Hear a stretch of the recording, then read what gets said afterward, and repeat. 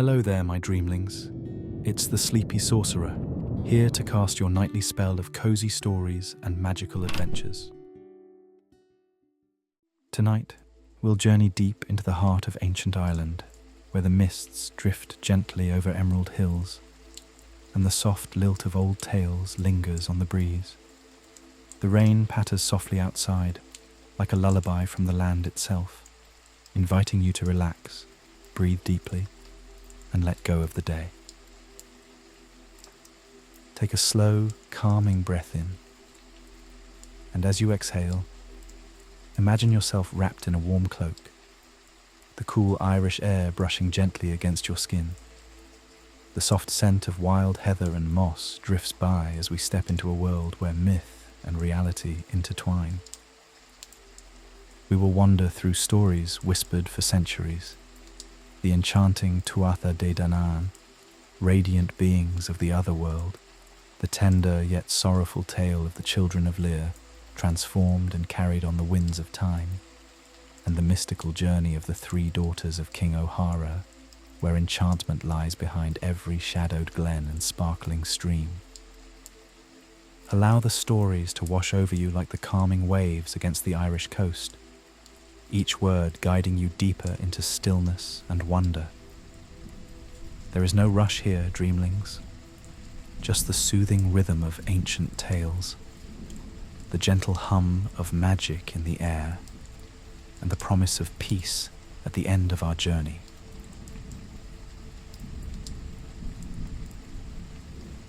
The coming of the Tuatha de Danaan.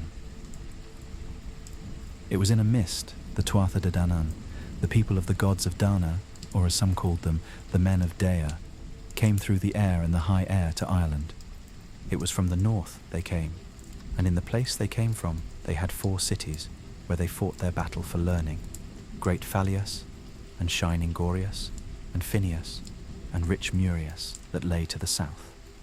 And in those cities they had 4 wise men to teach their young men skill and knowledge and perfect wisdom, Senius in Murius, and Arius, the fair-haired poet, in Phineus, and Urias of the noble nature in Gorius, and Marius in Fallius itself.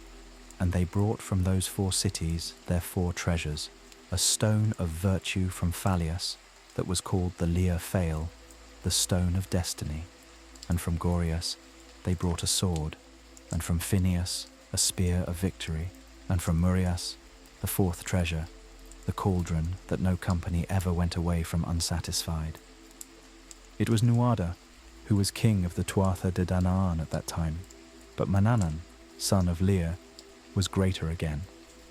And of the others that were chief among them were Ogma, brother to the king, that taught them writing, and Diansect, that understood healing, and Nate, a god of battle, and Credinus, the craftsman, and Goibnu, the smith. And the greatest among their women were Badb, a battle goddess, and Masha, whose mast feeding was the heads of men killed in battle, and the Morrigu, the crow of battle, and Eira and Fodla and Banba, daughters of the Dagda, that all 3 gave their names to Ireland afterwards, and Eden, the nurse of poets, and Bridget, that was a woman of poetry, and poets worshipped her, for her sway was very great and very noble. And she was a woman of healing along with that, and a woman of smith's work, and it was she first made the whistle for calling one to another through the night. And the one side of her face was ugly, but the other side was very comely, and the meaning of her name was Breo Saigit, a fiery arrow. And among the other women there were many shadow forms and great queens, but Dana, that was called the mother of the gods, was beyond them all. And the 3 things they put above all others were the plough and the sun and the hazel tree, so that it was said in the time to come that Ireland was divided between those 3, Call the hazel, and Secht the plough, and Grian the sun. And they had a well below the sea where the 9 hazels of wisdom were growing, that is, the hazels of inspiration and of the knowledge of poetry. And their leaves and their blossoms would break out in the same hour, and would fall on the well in a shower that raised a purple wave. And then the 5 salmon that were waiting there would eat the nuts, and their colour would come out in the red spots of their skin, and any person that would eat one of those salmon would know all wisdom and all poetry.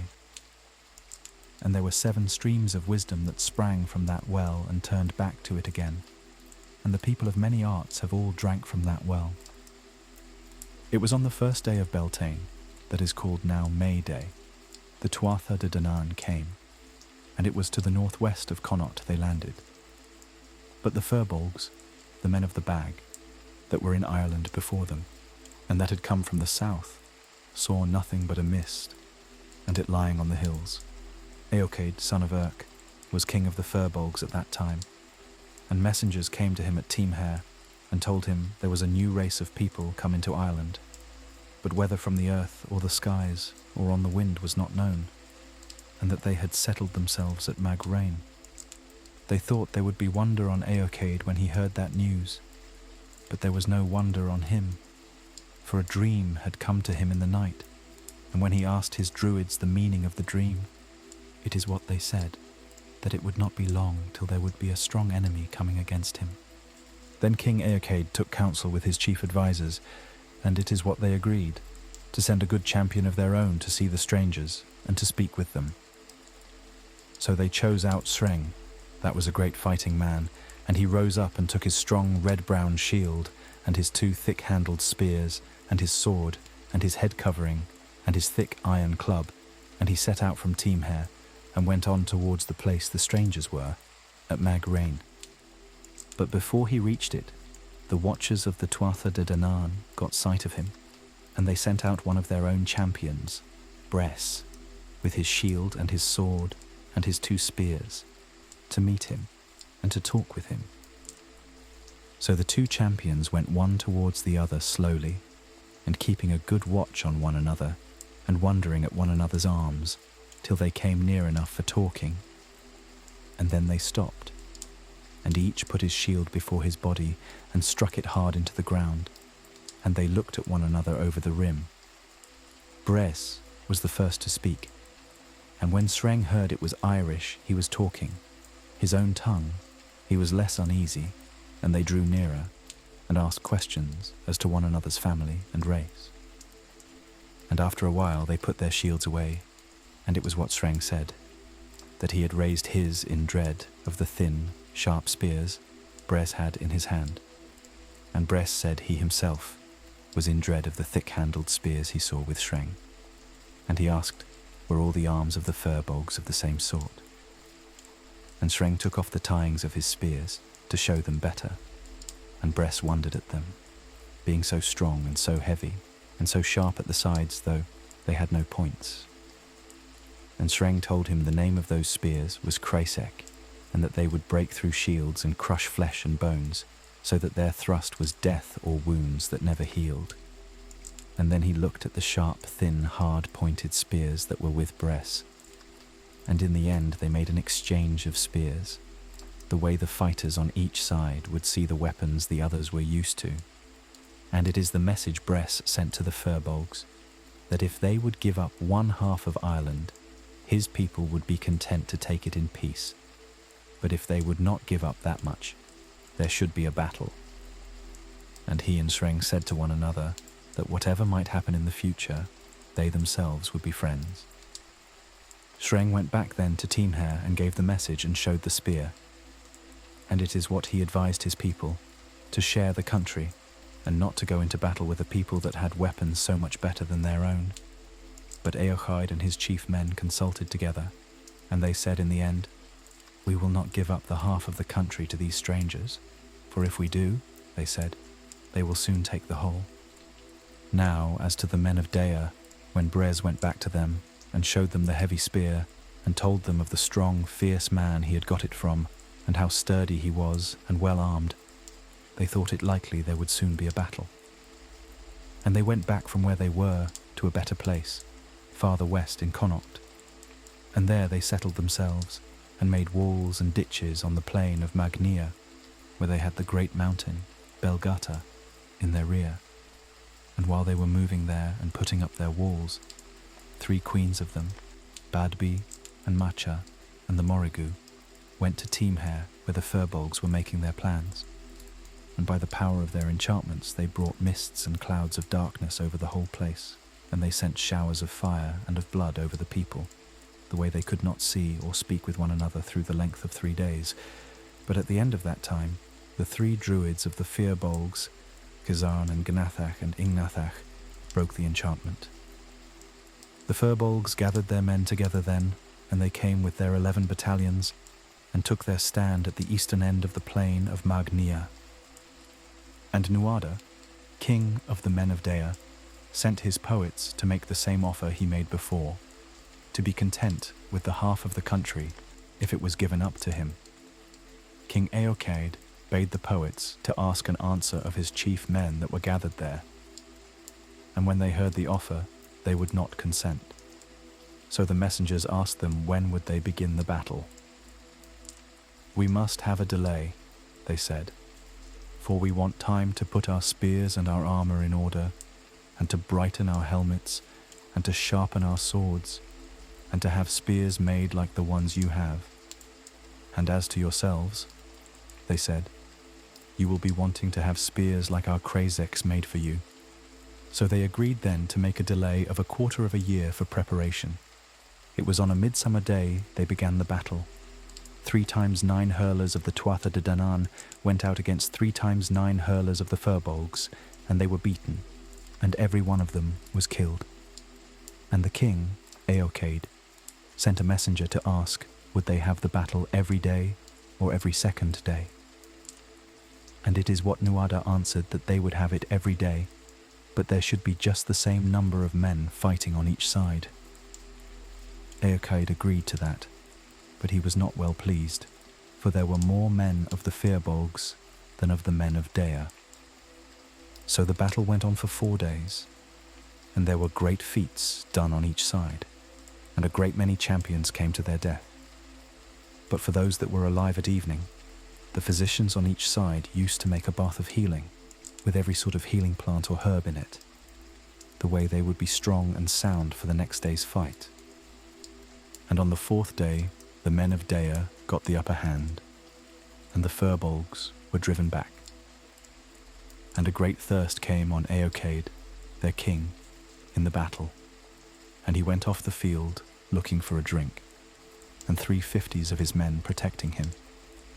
But 350s of the Tuatha de Danaan followed after them till they came to the strand that is called Treig Eothaile, and they had a fierce fight there.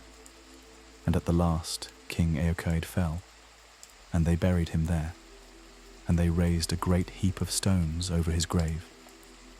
And when there were but 300 men left of the 11 battalions of the Firbolgs, and Shreng at the head of them, Nuada offered them peace, and their choice among the 5 provinces of Ireland. And Shreng said they would take Connaught, and he and his people lived there, and their children after them. It is of them Ferdiad came afterwards that made such a good fight against Cuchulainn, and Erc, son of Cairbre, that gave him his death. And that battle, that was the first fought in Ireland by the men of Dea, was called by some the first battle of Mag Tuiread. And the Tuatha de Danaan took possession of Teamhair, that was sometimes called Druim Cain, the beautiful ridge, and Liath Druim, the grey ridge, and Druim Nadescan, the ridge of the outlook. All those names were given to Teamhair. And from that time it was above all other places, for its king was the high king over all Ireland. The king's wrath lay to the north, and the hill of the hostages to the northeast of the high seat, and the green of Teamhair to the west of the hill of the hostages. And to the northeast, in the hill of the cedar, was a well called Nemnach, and out of it there flowed a stream called Nith, and on that stream the first mill was built in Ireland. And to the north of the hill of the hostages was the stone, the Lir Fail, and it used to roar under the feet of every king that would take possession of Ireland. And the wall of the 3 whispers was near the house of the women, that had 7 doors to the east and 7 doors to the west. And it is in that house the feasts of Teamhair used to be held. And there was the great house of 1,000 soldiers, and near it, to the south, the little hill of the woman soldiers. But if Nuada won the battle, he lost his own arm in it, that was struck off by Shreng, and by that loss there came troubles and vexation on his people. For it was a law with the Tuatha de Danaan that no man that was not perfect in shape should be king. And after Nuada had lost the battle, he was put out of the kingship on that account. And the king they chose in his place was Bres, that was the most beautiful of all their young men, so that if a person wanted to praise any beautiful thing, whether it was a plane or a dun, or ale, or a flame, or a woman, or a man, or a horse, it is what he would say, it is as beautiful as Bres. And he was the son of a woman of the Tuatha de Danaan, but who his father was, no one knew but herself. But in spite of Bres being so beautiful, his reign brought no great good luck to his people. For the Fomor, whose dwelling place was beyond the sea, or as some say below the sea westward, began putting tribute on them, the way they would get them under their own rule. It was a long time before that the Fomor came first to Ireland. Dreadful they were to look at, and maimed, having but 1 foot or 1 hand, and they under the leadership of a giant and his mother. There never came to Ireland an army more horrible or more dreadful than that army of the Fomor. And they were friendly with the Firbolgs, and content to leave Ireland to them, but there was jealousy between them and the men of Dea. And it was a hard tax they put on them. 1/3 part of their corn they asked, and 1/3 part of their milk, and 1/3 part of their children, so that there was not smoke rising from a roof in Ireland, but was under tribute to them. And Bray made no stand against them, but let them get their way. And as to Bres himself, he put a tax on every house in Ireland of the milk of hornless dun cows, or of the milk of cows of some other single colour, enough for 100 men. And one time, to deceive him, Nectan singed all the cows of Ireland in a fire of fern, and then he smeared them with the ashes of flaxseed, the way they were all dark brown. He did that by the advice of the druid Findgol, son of Findamus. And another time, they made 300 cows of wood with dark brown pails in place of udders, and the pails were filled with black bog stuff. Then Bres came to look at the cows, and to see them milked before him, and Cian, father of Lugh, was there.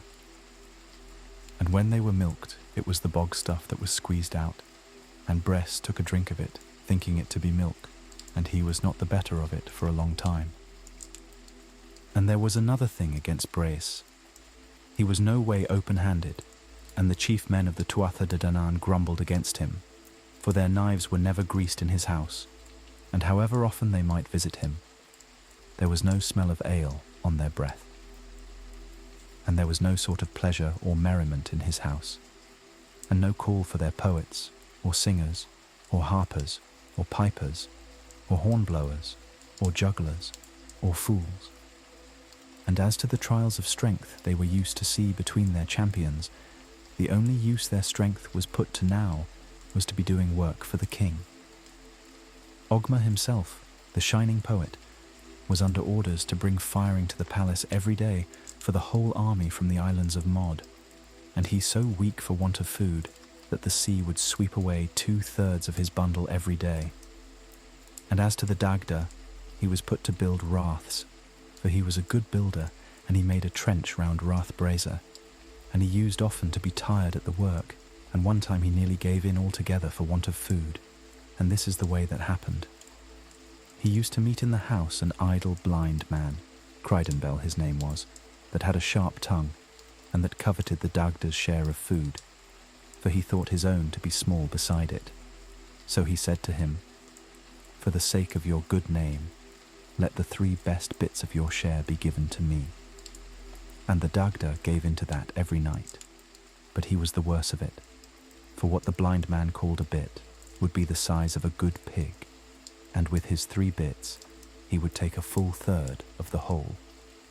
But one day, as the Dagda was in the trench, he saw his son, Angus Og, coming to him.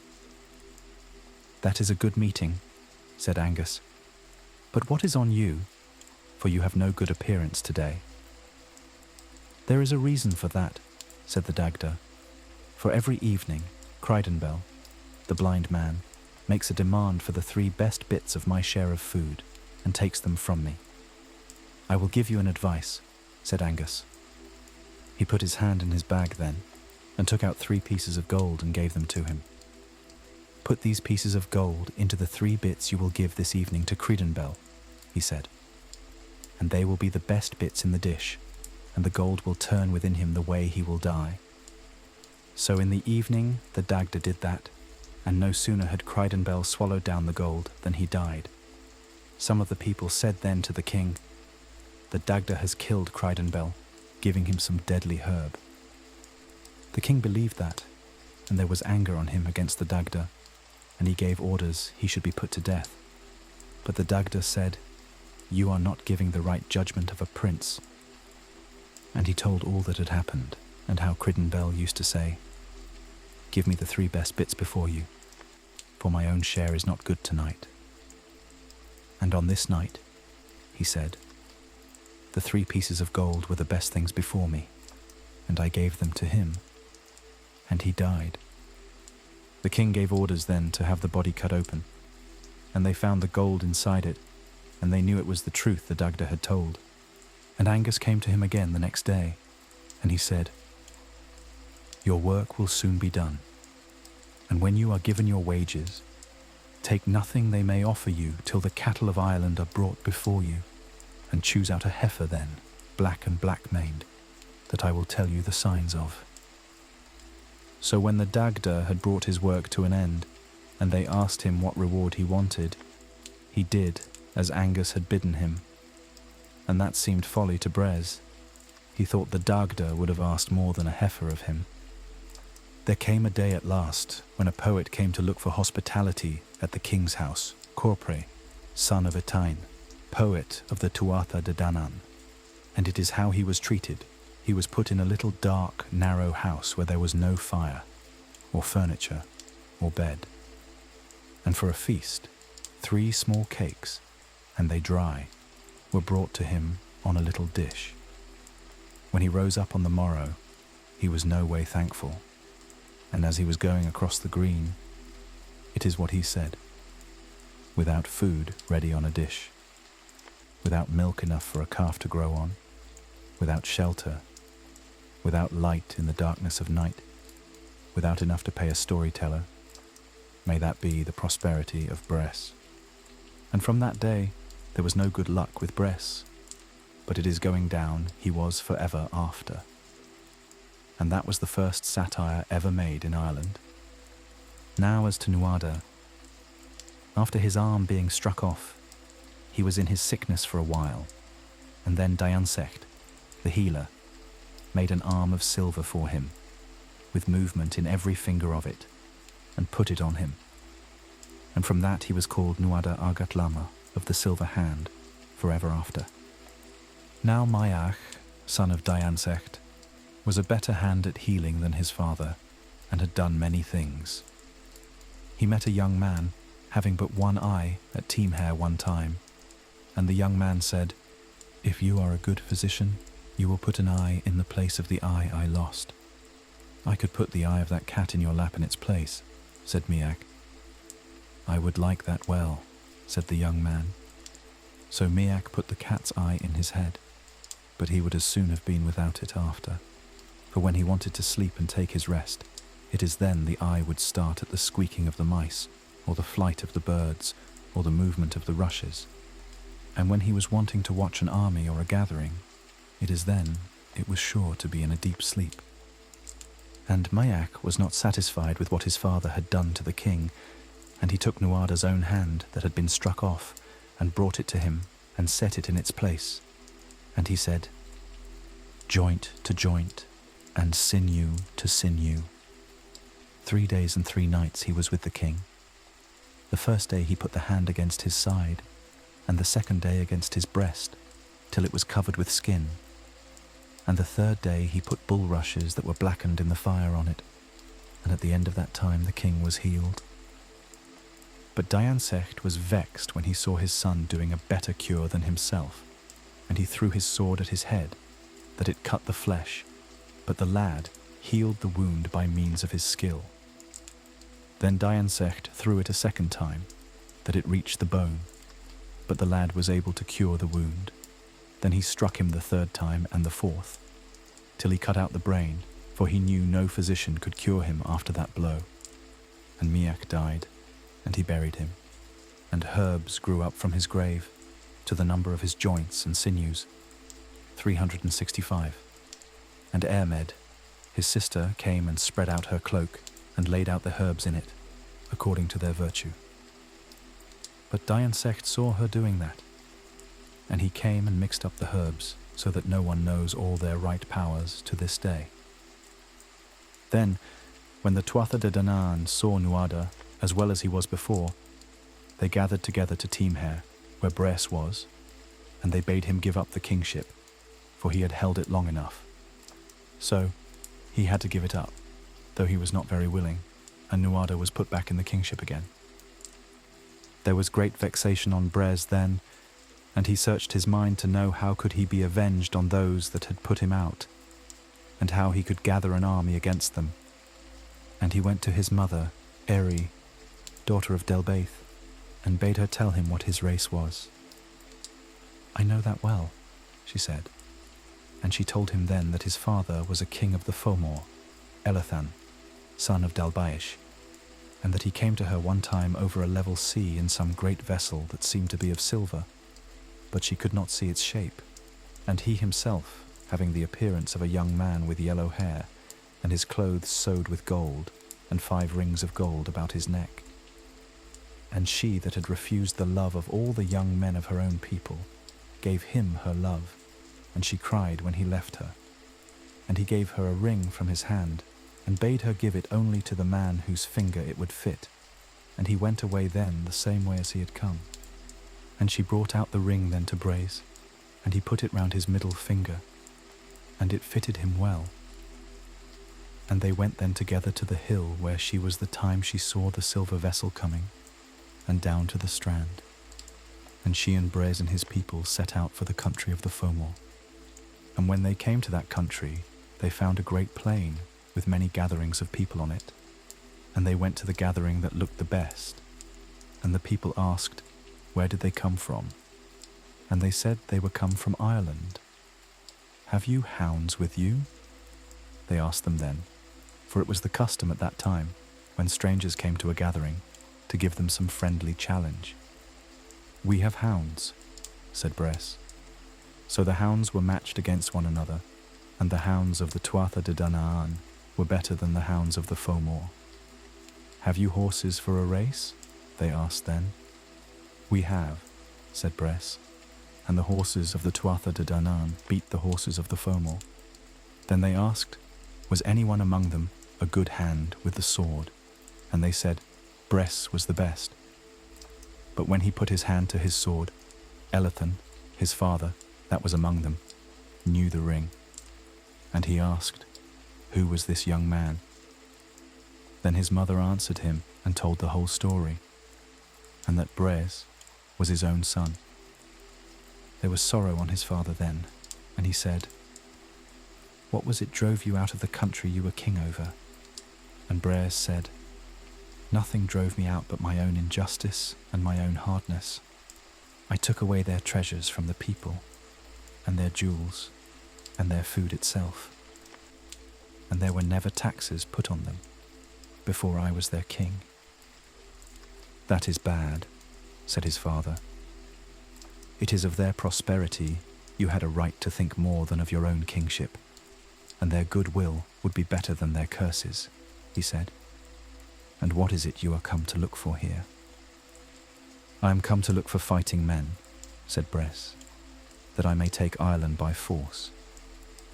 You have no right to get it by injustice when you could not keep it by justice, said his father. What advice have you for me then? Said Bres. And Elathan bade him go to the chief king of the Fomor, Bela of the Evil Eye, to see what advice and what help would he give him. The Children of King Lir. It happened that the 5 kings of Ireland met to determine who should have the head kingship over them, and King Lir of the Hill of the White Field expected surely he would be elected. When the nobles went into council together, they chose for head king Diarg, son of Dagda, because his father had been so great a druid, and he was the eldest of his father's sons. But Lir left the assembly of the kings and went home to the hill of the White Field. The other kings would have followed after Lir to give him wounds of spear and wounds of sword for not yielding obedience to the man to whom they had given the overlordship. But Diarg the king would not hear of it and said, "Rather let us bind him to us by the bonds of kinship, so that peace may dwell in the land. Send over to him for wife the choice of the 3 maidens of the fairest form and best repute in Erin, the 3 daughters of Oilel of Arran, my own 3 bosom nurslings." So the messengers brought word to Lir that Diarg the king would give him a foster child of his foster children. Lir thought well of it, and set out next day with 50 chariots from the hill of the White Field. And he came to the lake of the Red Eye near Killaloe. And when Lir saw the 3 daughters of Oilel, Diarg the king said to him, "Take thy choice of the maidens, Lir." "I know not," said Lir, "which is the choicest of them all, but the eldest of them is the noblest. It is she I had best take." "If so," said Diarg the king, "Ove is the eldest, and she shall be given to thee, if thou willest." So Lir and Ove were married, and went back to the hill of the White Field. And after this there came to them twins, a son and a daughter, and they gave them for names Fingula and Ayod. And 2 more sons came to them, Fiachra and Con. When they came, Ove died, and Lir mourned bitterly for her, and but for his great love for his children, he would have died of his grief. And Diarg the king grieved for Lir, and sent to him and said, "We grieve for Ove for thy sake, but that our friendship may not be rent asunder, I will give unto thee her sister Oifa for a wife." So Lir agreed, and they were united, and he took her with him to his own house. And at first Oifa felt affection and honour for the children of Lir and her sister, and indeed everyone who saw the 4 children could not help giving them the love of his soul. Lir doted upon the children, and they always slept in beds in front of their father, who used to rise at early dawn every morning and lie down among his children. But thereupon the dart of jealousy passed into Oifa on account of this, and she came to regard the children with hatred and enmity. One day her chariot was yoked for her, and she took with her the 4 children of Lir in it. Fingula was not willing to go with her on the journey, for she had dreamed a dream in the night, warning her against Oifa. But she was not to avoid her fate. And when the chariot came to the Lake of the Oaks, Oifa said to the people, "Kill the 4 children of Lir, and I will give you your own reward of every kind in the world." But they refused and told her it was an evil thought she had.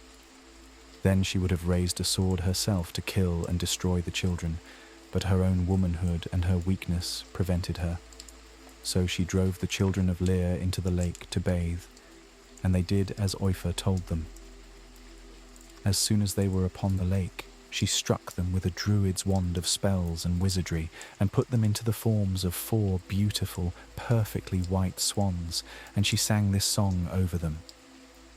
"Out with you upon the wild waves, children of the king. Henceforth your cries shall be with the flocks of birds." And Fingula answered, "Thou witch, we know thee by thy right name. Thou mayest drive us from wave to wave, but sometimes we shall rest on the headlands. We shall receive relief, but thou punishment. Though our bodies may be upon the lake, our minds at least shall fly homewards." And again she spoke, "A sign and end for the ruin and woe which thou hast brought upon us." Oifa laughed and said, "Never shall ye be free until the woman from the south be united to the man from the north, until Lergnion of Connaught wed Dioch of Munster, nor shall any have power to bring you out of these forms. 900 years shall you wander over the lakes and streams of Erin. This only I will grant unto you, that you retain your own speech, and there shall be no music in the world equal to yours, the plaintive music you shall sing. This she said because repentance seized her for the evil she had done. And then she spake this lay. Away from me, ye children of Lir, henceforth the sport of the wild winds, until Laernion and Deoch come together, until ye are on the northwest of Red Erin. A sword of treachery is through the heart of Lir the mighty champion. Yet though I have driven a sword, my victory cuts me to the heart. Then she turned her steeds and went on to the hall of Deag the king. The nobles of the court asked her where were the children of Lir, and Oifa said, Lir will not trust them to Deag the king.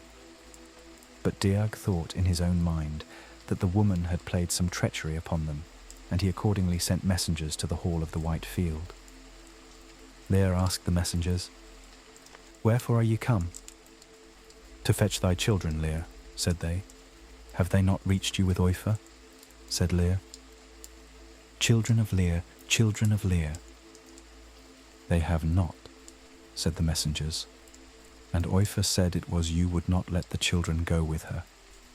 Then was Lir melancholy and sad at heart, hearing these things, for he knew that Oifa had done wrong upon his children, and he set out towards the lake of the Red Eye. And when the children of Lir saw him coming, Fingula sang the lay.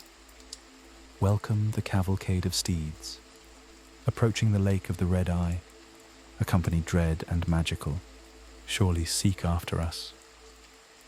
Let us move to the shore, O Aod, Fiacra and comely Con. No host under heaven can those horsemen be, but King Lir with his mighty household. Now as she said this, King Lir had come to the shores of the lake and heard the swans speaking with human voices, and he spake to the swans and asked them who they were. Fingula answered and said, We are thy own children, ruined by thy wife, sister of our own mother, through her ill mind and her jealousy. For how long is the spell to be upon you? Said Lir.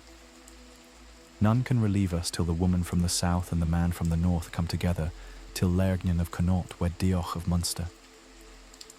Then Lir and his people raised their shouts of grief, crying and lamentation, and they stayed by the shore of the lake, listening to the wild music of the swans, until the swans flew away, and King Lir went on to the hall of Deag the king. He told Deag the king what Oifa had done to his children, and Deag put his power upon Oifa and bade her say what shape on earth she would think the worst of all. She said it would be in the form of an air demon. It is into that form I shall put you, said Deag the king, and he struck her with a druid's wand of spells and wizardry, and put her into the form of an air demon. And she flew away at once, and she is still an air demon, and shall be so forever. But the children of Lir continued to delight the Milesian clans with the very sweet fairy music of their songs, so that no delight was ever heard in Erin to compare with their music until the time came appointed for the leaving the lake of the Red Eye. Then Fingula sang this parting lay. Farewell to thee, Deag the king, master of all druids' lore. Farewell to thee, our father dear, Lir of the hill of the White Field. We go to pass the appointed time, away and apart from the haunts of men. In the current of the Moyle, our garb shall be bitter and briny, until Deoch come to Laernion. So come, ye brothers of once ruddy cheeks, let us depart from this lake of the Red Eye, let us separate in sorrow from the tribe that has loved us.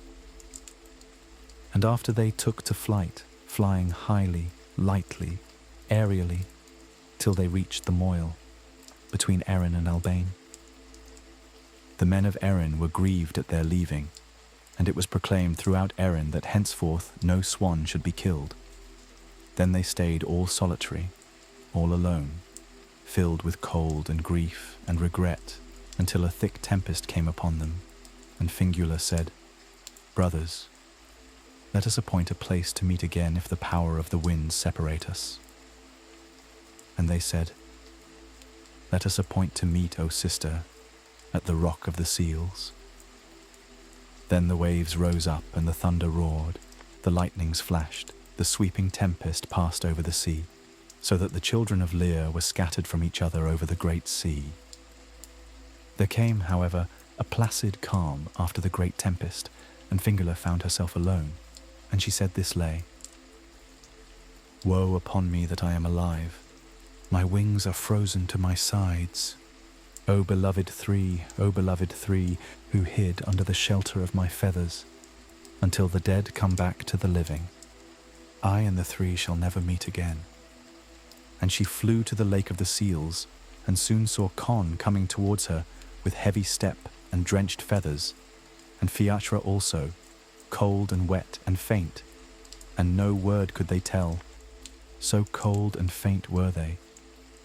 But she nestled them under her wings and said, If Aod could come to us now, our happiness would be complete. But soon they saw Aod coming towards them with dry head and preened feathers. Fingula put him under the feathers of her breast, and Fiachra under her right wing, and Conn under her left. And they made this lay. Bad was our stepmother with us. She played her magic on us, sending us north on the sea, in the shapes of magical swans. Our bath upon the shore's ridge is the foam of the brine-crested tide. Our share of the ale feast is the brine of the blue-crested sea. One day they saw a splendid cavalcade of pure white steeds coming towards them, and when they came near, they were the 2 sons of Deag the king, who had been seeking for them to give them news of Deag the king and Lir their father. They are well, they said, and live together happy in all, except that ye are not with them, and for not knowing where ye have gone since the day ye left the lake of the Red Eye. Happy are not we, said Fingula, and she sang this song. Happy this night, the household of Lir, abundant their meat and their wine.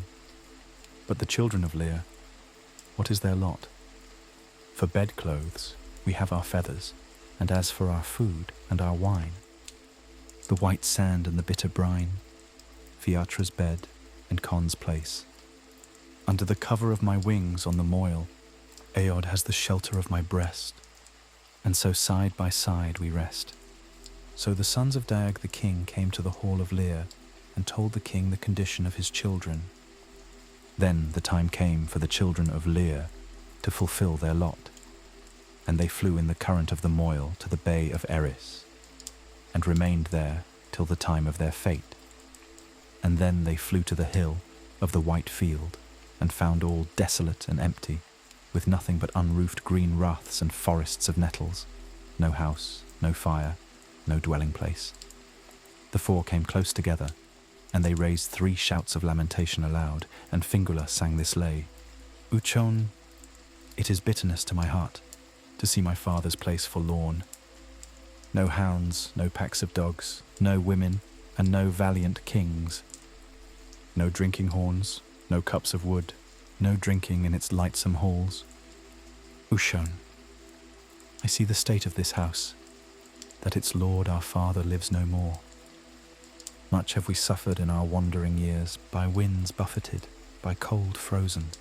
Now has come the greatest of our pain. There lives no man who knoweth us in the house, where we were born.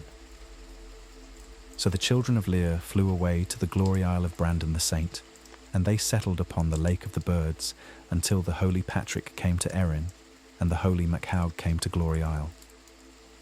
And the first night he came to the island, the children of Lir heard the voice of his bell ringing for matins, so that they started and leaped about in terror at hearing it, and her brothers left Fingula alone. What is it, beloved brothers? Said she. We know not what faint, fearful voice it is we have heard. Then Fingula recited this lay. Listen to the cleric's bell, poise your wings and raise, thanks to God for his coming. Be grateful that you hear him. He shall free you from pain, and bring you from the rocks and stones. Ye comely children of Lir, listen to the bell of the cleric. And MacHaug came down to the brink of the shore, and said to them, Are ye the children of Lir? We are indeed, said they. "Thanks be to God," said the saint. "It is for your sakes I have come to this isle beyond every other island in Erin. Come ye to land now, and put your trust in me." So they came to land, and he made for them chains of bright white silver, and put a chain between Aod and Fingula, and a chain between Con and Fiachra. It happened at this time that Lyrnion was prince of Connaught, and he was to wed Deoch, the daughter of the king of Munster. She had heard the account of the birds, and she became filled with love and affection for them, and she said she would not wed till she had the wondrous birds of Glory Isle. Lyrnion sent for them to the Saint MacHaug, but the saint would not give them, and both Lyrnion and Deoch went to Glory Isle. And Lyrnion went to seize the birds from the altar, but as soon as he had laid hands on them, their feathery coats fell off, and the 3 sons of Lir became 3 withered, bony old men, and Fingula, a lean, withered old woman without blood or flesh. Lyrnion started at this and left the place hastily, but Fingula chanted this lay: "Come and baptize us, O cleric, clear away our stains.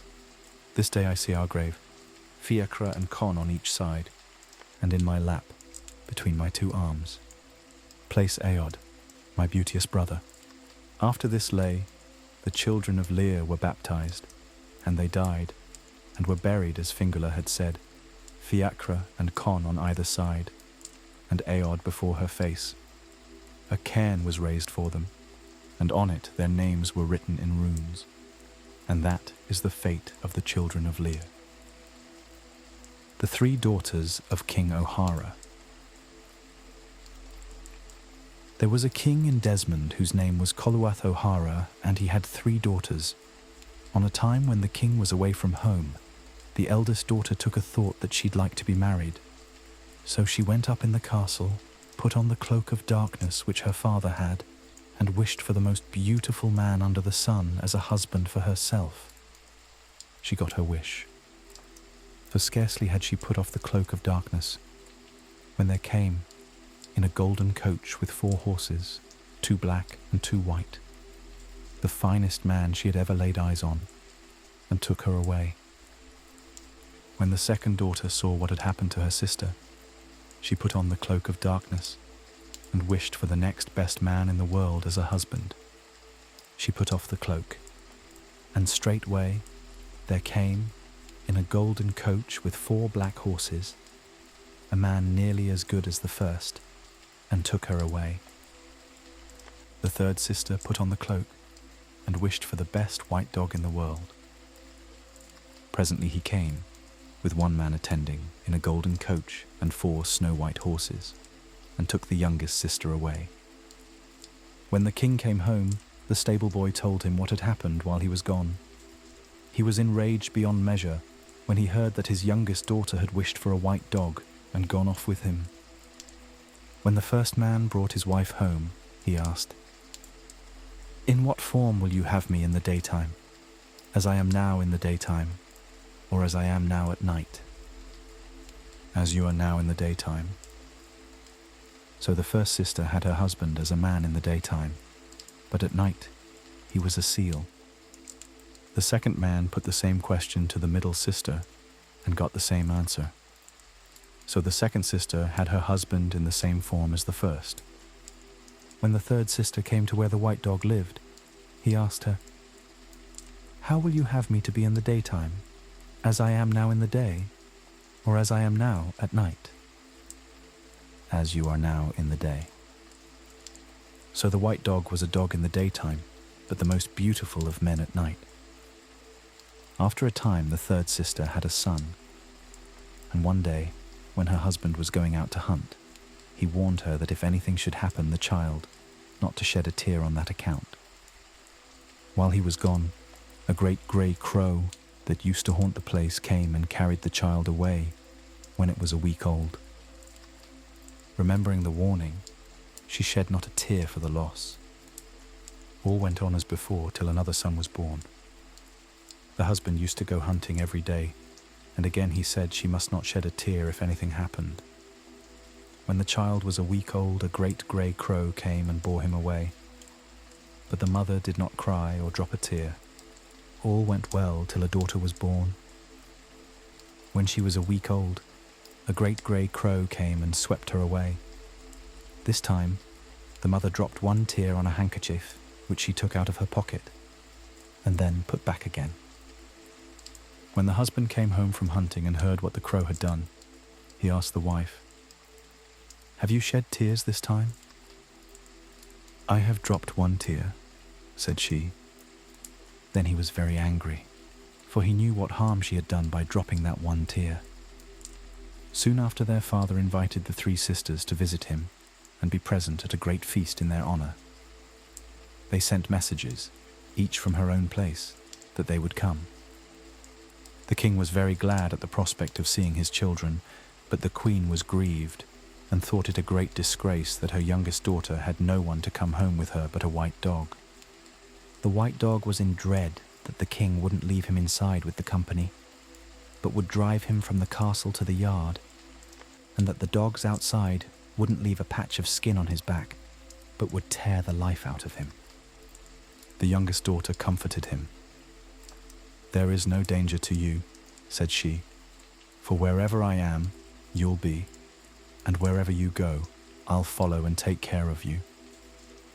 When all was ready for the feast at the castle, and the company were assembled, the king was for banishing the white dog. But the youngest daughter would not listen to her father, would not let the white dog out of her sight, but kept him near her at the feast, and divided with him the food that came to herself. When the feast was over, and all the guests had gone, the three sisters went to their own rooms in the castle. Late in the evening, the queen took the cook with her and stole in to see what was in her daughter's rooms. They were all asleep at the time. What should she see by the side of her youngest daughter but the most beautiful man she had ever laid eyes on? Then she went to where the other two daughters were sleeping, and there, instead of the two men who brought them to the feast, were two seals, fast asleep. The queen was greatly troubled at the sight of the seals. When she and the cook were returning, they came upon the skin of the white dog. She caught it up as she went and threw it into the kitchen fire. The skin was not 5 minutes in the fire when it gave a crack that woke not only all in the castle, but all in the country for miles around. The husband of the youngest daughter sprang up. He was very angry and very sorry and said, "If I had been able to spend 3 nights with you under your father's roof, I should have got back my own form again for good and could have been a man both in the day and the night, but now I must go." He rose from the bed, ran out of the castle, and away he went as fast as ever his 2 legs could carry him, overtaking the one before him and leaving the one behind. He was this way all that night and the next day. But he couldn't leave the wife, for she followed from the castle, was after him in the night and the day too, and never lost sight of him. In the afternoon he turned and told her to go back to her father, but she would not listen to him. At nightfall they came to the first house they had seen since leaving the castle. He turned and said, "Do you go inside and stay in this house till morning. I'll pass the night outside where I am." The wife went in. The woman of the house rose up, gave her a pleasant welcome, and put a good supper before her. She was not long in the house when a little boy came to her knee and called her "Mother." The woman of the house told the child to go back to his place and not to come out again. "Here are a pair of scissors," said the woman of the house to the king's daughter, "and they will serve you well. Whatever ragged people you see, if you cut a piece off their rags, that moment they will have new clothes of cloth of gold." She stayed that night, for she had good welcome. Next morning, when she went out, her husband said, "You'd better go home now to your father." "I'll not go to my father if I have to leave you," said she. So he went on, and she followed. It was that way all the day till night came, and at nightfall they saw another house at the foot of a hill, and again the husband stopped and said, "You go in, I'll stop outside till morning." The woman of the house gave her a good welcome. After she had eaten and drunk, a little boy came out of another room, ran to her knee, and said, "Mother." The woman of the house sent the boy back to where he had come from and told him to stay there. Next morning, when the princess was going out to her husband, the woman of the house gave her a comb and said, "If you meet any person with a diseased and a sore head, and draw this comb over it 3 times, the head will be well and covered with the most beautiful golden hair ever seen." She took the comb and went out to her husband. "Leave me now," said he, "and go back to your own father." "I will not," said she, "but I will follow you while I have the power." So they went forward that day, as on the other 2. At nightfall they came to a 3rd house at the foot of a hill, where the princess received a good welcome. After she had eaten supper, a little girl with only one eye came to her knee and said, "Mother." The princess began to cry at sight of the child, thinking that she herself was the cause that it had but one eye. Then she put her hand into her pocket where she kept the handkerchief on which she had dropped the tear when the grey crow carried her infant away. She had never used the handkerchief since that day, for there was an eye on it.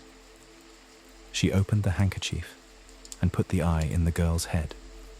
It grew into the socket that minute, and the child saw out of it as well as out of the other eye. And then the woman of the house sent the little one to bed. Next morning, as the king's daughter was going out, the woman of the house gave her a whistle and said, "Whenever you put this whistle to your mouth and blow on it, all the birds of the air will come to you from every quarter under the sun. Be careful of the whistle, as it may serve you greatly." "Go back to your father's castle," said the husband when she came to him, "for I must leave you today." They went on together a few 100 yards, and then sat on a green hillock, and he told the wife, "Your mother has come between us, but for her we might have lived together all our days. If I had been allowed to pass 3 nights with you in your father's house, I should have got back my form of a man both in the daytime and the night. The queen of Tir Nan Og, the land of youth, enchanted and put on me a spell, that unless I could spend 3 nights with a wife under her father's roof in Erin, I should bear the form of a white dog 1/2 of my time. But if the skin of the dog should be burned before the 3 nights were over, I must go down to her kingdom and marry the queen herself. And 'tis to her I am going today. I have no power to stay, and I must leave you. So farewell. You'll never see me again on the upper earth." He left her sitting on the mound, went a few steps forward to some bulrushes, pulled up one, and disappeared in the opening where the rush had been. She stopped there, sitting on the mound lamenting till evening, not knowing what to do. At last she bethought herself, and going to the rushes, pulled up a stalk, went down, followed her husband, and never stopped till she came to the lower land. After a while she reached a small house near a splendid castle. She went into the house and asked, could she stay there till morning? "You can," said the woman of the house, "and welcome." Next day the woman of the house was washing clothes, for that was how she made a living. The princess fell to and helped her with the work. In the course of that day, the queen of Tir Nan Og and the husband of the princess were married. Near the castle, and not far from the washerwoman's, lived a henwife with 2 ragged little daughters. One of them came around the washerwoman's house to play. The child looked so poor, and her clothes were so torn and dirty, that the princess took pity on her and cut the clothes with the scissors, which she had.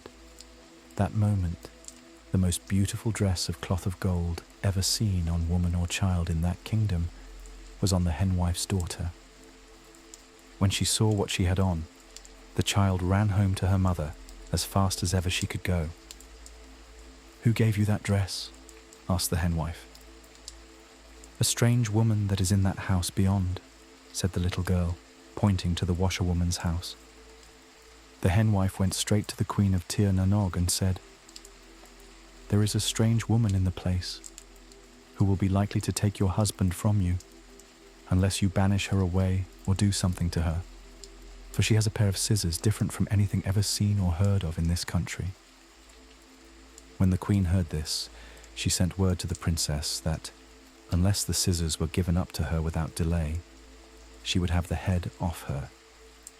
The princess said she would give up the scissors if the queen would let her pass one night with her husband. The queen answered that she was willing to give her the one night. The princess came and gave up the scissors and went to her own husband, but the queen had given him a drink, and he fell asleep and never woke till after the princess had gone in the morning. Next day, another daughter of the hen wife went to the washerwoman's house to play. She was wretched looking, her head being covered with scabs and sores. The princess drew the comb 3 times over the child's head, cured it, and covered it with beautiful golden hair. The little girl ran home and told her mother how the strange woman had drawn the comb over her head, cured it, and given her beautiful golden hair. The hen wife hurried off to the queen and said, "That strange woman has a comb with wonderful power to cure and give golden hair, and she'll take your husband from you unless you banish her or take her life." The queen sent word to the princess that unless she gave up the comb, she would have her life. The princess returned as answer that she would give up the comb if she might pass one night with the queen's husband. The queen was willing and gave her husband a draught as before. When the princess came, he was fast asleep and did not waken till after she had gone in the morning. On the 3rd day, the washerwoman and the princess went out to walk, and the first daughter of the hen wife with them. When they were outside the town, the princess put the whistle to her mouth and blew. That moment the birds of the air flew to her from every direction in flocks. Among them was a bird of song and new tales. The princess went to one side with the bird. "What means can I take," asked she, "against the queen to get back my husband? Is it best to kill her, and can I do it?" "It is very hard," said the bird, "to kill her. There is no one in all Tir na Nog who is able to take her life but her own husband. Inside a holly tree in front of the castle is a wether, in the wether a duck, in the duck an egg, and in that egg is her heart and life. No man in Tir na Enog can cut that holly tree but her husband." The princess blew the whistle again. A fox and a hawk came to her. She caught and put them into 2 boxes, which the washerwoman had with her, and took them to her new home. When the henwife's daughter went home, she told her mother about the whistle. Away ran the henwife to the queen and said, "That strange woman has a whistle that brings together all the birds of the air, and she'll have your husband yet, unless you take her head." "I'll take the whistle from her anyhow," said the queen. So she sent for the whistle. The princess gave answer that she would give up the whistle if she might pass one night with the queen's husband. The queen agreed and gave him a draught as on the other nights. He was asleep when the princess came and when she went away. Before going, the princess left a letter with his servant for the queen's husband, in which she told how she had followed him to Tir na Enog and had given the scissors, the comb, and the whistle to pass 3 nights in his company, but had not spoken to him because the queen had given him sleeping draughts. That the life of the queen was in an egg, the egg in a duck, the duck in a wether, the wether in a holly tree in front of the castle, and that no man could split the tree but himself. As soon as he got the letter, the husband took an axe and went to the holly tree. When he came to the tree, he found the princess there before him, having the 2 boxes with the fox and the hawk in them. He struck the tree a few blows. It split open, and out sprang the wether. He ran scarce 20 perches before the fox caught him. The fox tore him open. Then the duck flew out. The duck had not flown 15 perches when the hawk caught and killed her, smashing the egg. That instant, the queen of Tir na En-Og died. The husband kissed and embraced his faithful wife. He gave a great feast, and when the feast was over, he burned the henwife with her house, built a palace for the washerwoman, and made his servant secretary. They never left Tir na Nog, and are living there happily now. and so may we live here. And so, dear dreamlings, the mists begin to rise again, gently wrapping around the stories we've wandered through tonight. The Tuatha de Danaan retreat into the shimmering folds of the otherworld.